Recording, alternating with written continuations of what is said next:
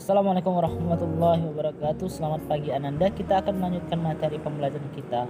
Hari ini kita akan belajar mengenai bentuk dan prinsip kedaulatan negara Republik Indonesia. Kita ketahui bahwa Indonesia sering sekali mengadakan pemilu. Mengapa? Karena Indonesia adalah negara yang berdasarkan atas kedaulatan rakyat. Hal ini mengandung arti bahwa rakyat sebagai penguasa tertinggi di negara kita. Pemilu merupakan wujud dari kedaulatan rakyat, di mana rakyat dapat memilih dan memimpin mereka untuk menjalankan pemerintahan.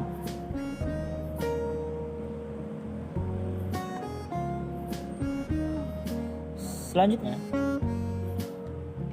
landasan hukum negara Indonesia menganut kedaulatan rakyat ditegaskan dalam Undang-Undang Dasar Negara Republik Indonesia tahun 1945, yaitu di pembukaan UUD Negara Republik Indonesia tahun 1945 alinea keempat. Maka disusunlah kemerdekaan kebangsaan Indonesia itu dalam suatu UUD Negara Indonesia yang terbentuk dalam suatu susunan negara Republik Indonesia yang berkedaulatan rakyat. Yang kedua, pasal 1 ayat 2 UUD 1945. Kedaulatan berada di tangan rakyat dan dilaksanakan menurut Undang-Undang Dasar. Selain menganut teori kedaulatan rakyat, negara Indonesia juga menganut teori kedaulatan hukum.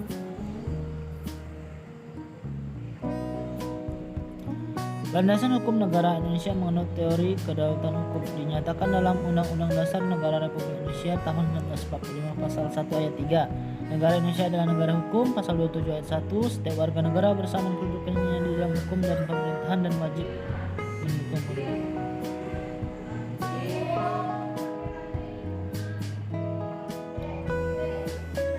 Kedua pasal tersebut menegaskan bahwa pelaksanaan kedaulatan rakyat oleh lembaga negara sesuai UUD tidak bersifat mutlak atau tanpa batas. Urusan negara, tugas dan wewenang lembaga negara dilaksanakan sesuai dengan peraturan perundang-undangan yang berlaku.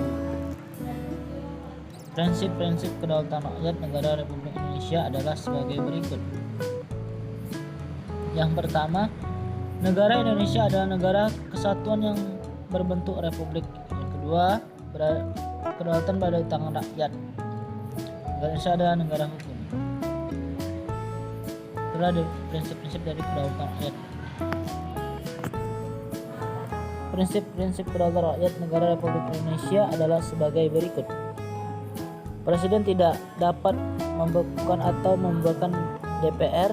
Menteri-menteri diangkat dan diberhentikan oleh Presiden. MPR hanya dapat memberhentikan presiden dan atau wakil presiden dalam masa jabatannya menurut Undang-Undang Dasar.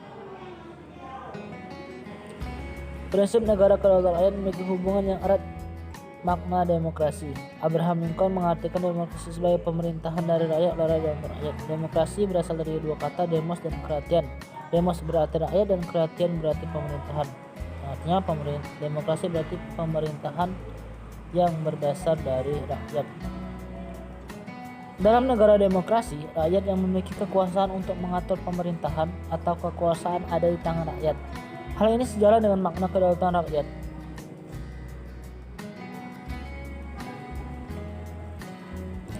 Syarat dasar untuk terselenggaranya pemerintahan yang demokratis di bawah rule of law menurut Sugiharjo adalah sebagai berikut.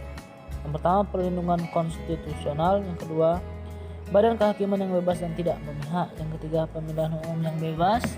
Yang keempat, kebebasan untuk menyatakan pendapat. Yang kelima, kebebasan untuk berserikat atau berorganisasi dan beroposisi. Yang keenam, pendidikan kewarganegaraan.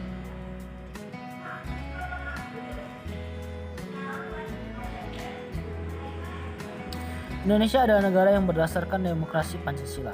Demokrasi Pancasila adalah demokrasi yang dijiwai oleh nilai-nilai Pancasila sebagai suatu kesatuan. Asas atau prinsip utama demokrasi Pancasila yaitu pengambilan keputusan melalui musyawarah dan mufakat. Kita sering sekali mendengar kata-kata dari musyawarah dan mufakat.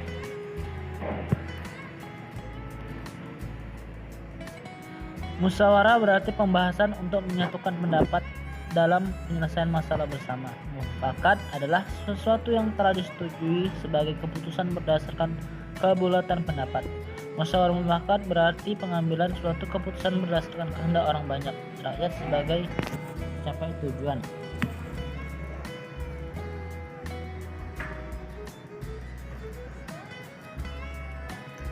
Musyawarah mufakat harus berperangkal tolak ukur pada hal-hal berikut. Yang pertama,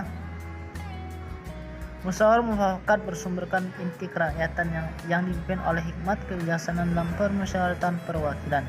Yang kedua, cara mengemukakan hikmat kebijaksanaan harus berdasarkan akal sehat dan hati nurani luhur serta mempertimbangkan persatuan dan kesatuan bangsa serta kepentingan rakyat.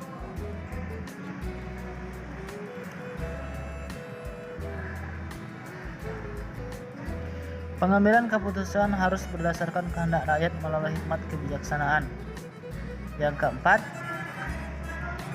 keputusan yang diambil harus dapat dipertanggungjawabkan secara moral kepada Tuhan serta menjunjung tinggi nilai kemanusiaan dan keadilan. Serta yang kelima adalah keputusan harus dilaksanakan secara jujur dan bertanggung jawab. Demikianlah materi pembelajaran hari ini. Semoga dapat